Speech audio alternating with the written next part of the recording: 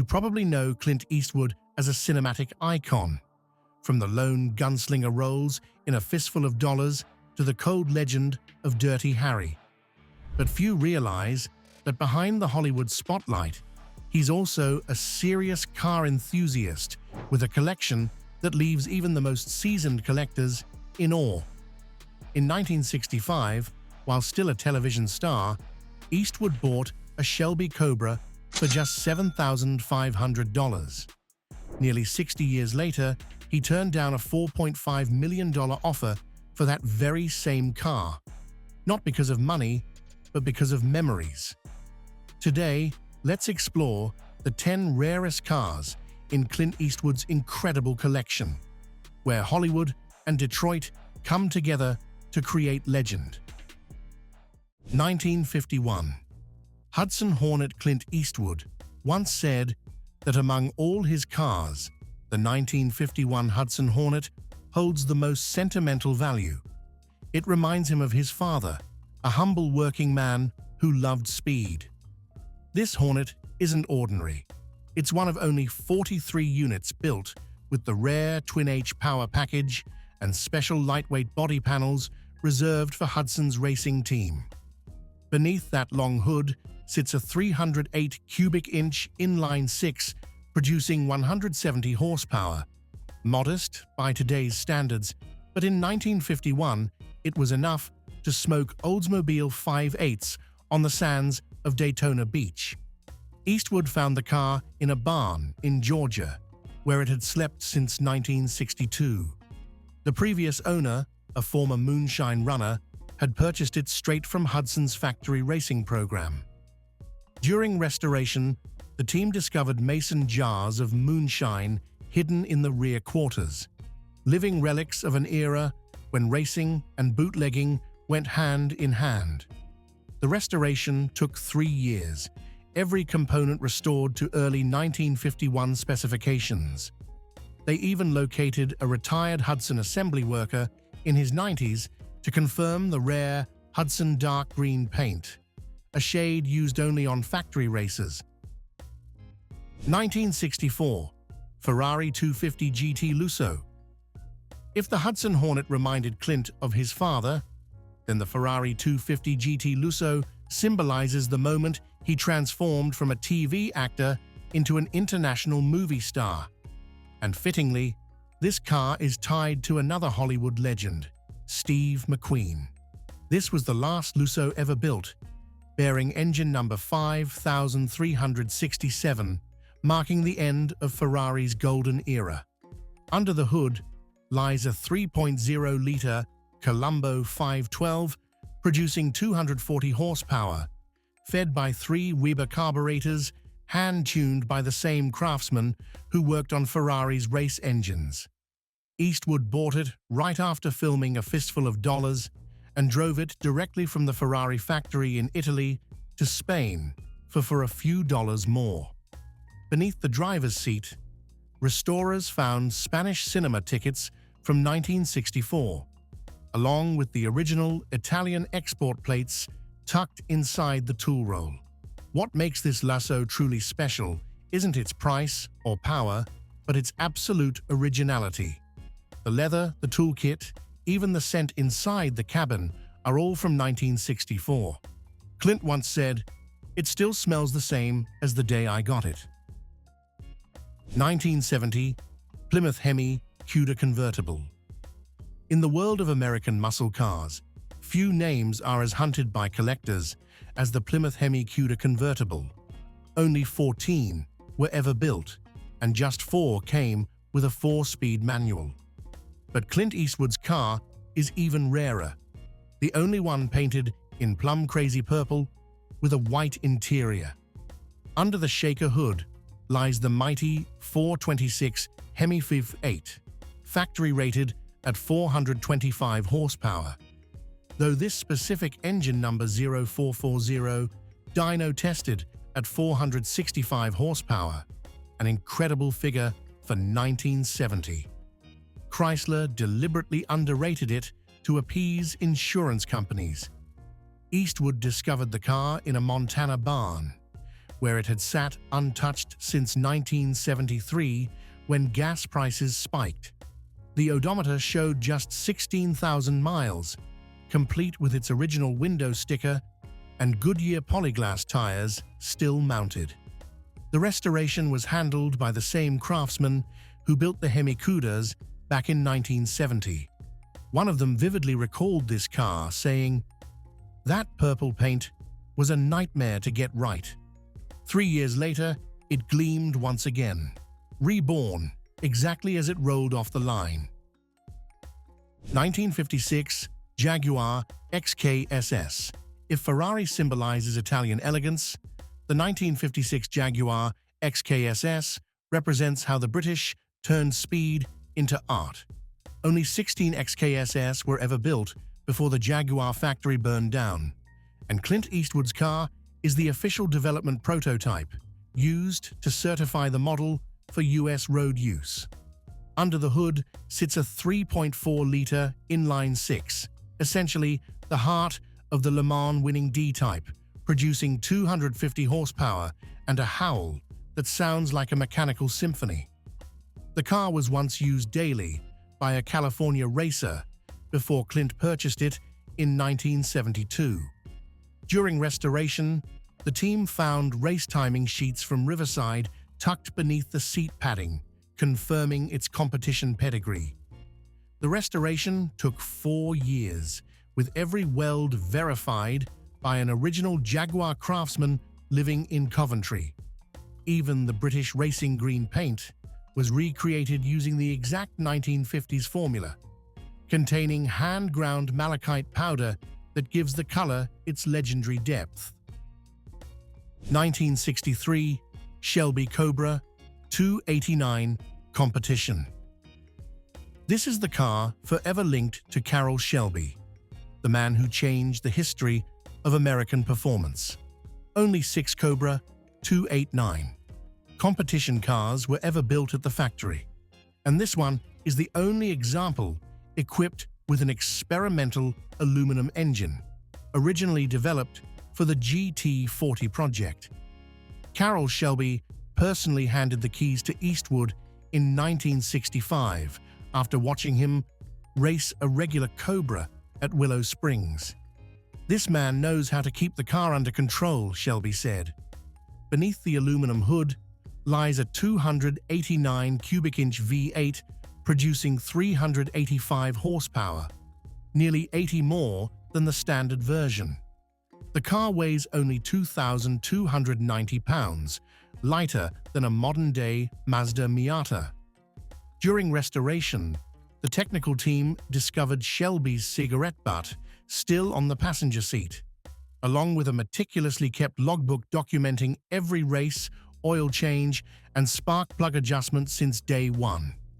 Inside the glove box, a handwritten note from Shelby remained, detailing a special cam angle he wanted to test. 1970 Ford Mustang Boss 429 Prototype. If the Cobra represents Clint Eastwood's bond with Carroll Shelby, then the Ford Mustang Boss 429 Prototype stands as proof of the unique link between Hollywood and Detroit. This isn't an ordinary Mustang. It's the promotional prototype used by Ford for all its marketing materials, one of the first 10 ever built, and the only one painted in a special mix grabber blue that never reached production. Under its massive hood lies the 429 cubic inch V8, a NASCAR heart disguised as a street car. Officially rated at 375 horsepower, this prototype was dyno tested at 465 horsepower, forcing Ford to detune the production versions to avoid insurance backlash. The engine bay was so cramped they had to relocate the battery to the trunk and reshape the shock towers just to fit it in. Clint received the car directly from Ford in 1969 while filming Kelly's Heroes. The PR team thought Dirty Harry behind their wildest Mustang would be marketing gold. During restoration, original Ford PR tags were still zip-tied to the steering column, and handwritten notes from the promo photographer were found under the hood. 1957, Mercedes-Benz 300 SL Roadster. This is one of only 29 aluminum-bodied examples ever built, and more remarkably, it was originally ordered by Hollywood legend Clark Gable, who later cancelled due to an 18-month delivery delay. 2 decades later, fate placed it in the hands of another Hollywood icon. Under the hood lies a 3.0-liter inline-six with mechanical fuel injection, producing 240 horsepower, a marvel when most cars still relied on carburetors. The aluminum body shaved 176 pounds off the steel version, making it exceptionally nimble for such a refined roadster. Clint discovered the car in a Beverly Hills garage in 1977. Dusty but untouched, with Clark Gable's cancelled deposit check still in the documentation. During restoration, the team realized it was actually the 1957 Paris Auto Show display car, with the original exhibit plaque still wrapped in paper in the glove box. The restoration took 5 years, aided by German specialists, and the silver paint was recreated using real powdered silver, just as in the 1950s. 1967, Ford GT40 Mach 3 prototype. Among all the masterpieces in Clint Eastwood's garage, the 1967 Ford GT40 Mach 3 prototype is the most unbelievable story, a ghost that even Ford once forgot existed. Only 7 GT40 Mach 3 street cars were ever built, but Clint's is unique. The sole experimental prototype featuring an aluminum monocoque chassis, once believed to have been destroyed. Under the clamshell rear lies a 289 cubic inch V8, essentially a Le Mans race engine made street legal, producing 306 horsepower through Weber carburetors, hand-tuned by Carroll Shelby's personal mechanic. The entire car weighs just 2,200 pounds, lighter than a modern Civic. The story began when a Ford engineer, unable to see the car scrapped, hid it in a Michigan barn for 30 years. Clint later bought it from him and unveiled it at Pebble Beach, shocking Ford executives who had no idea the prototype survived. During restoration, the team found Henry Ford II's personal inspection signature still engraved on the chassis plate.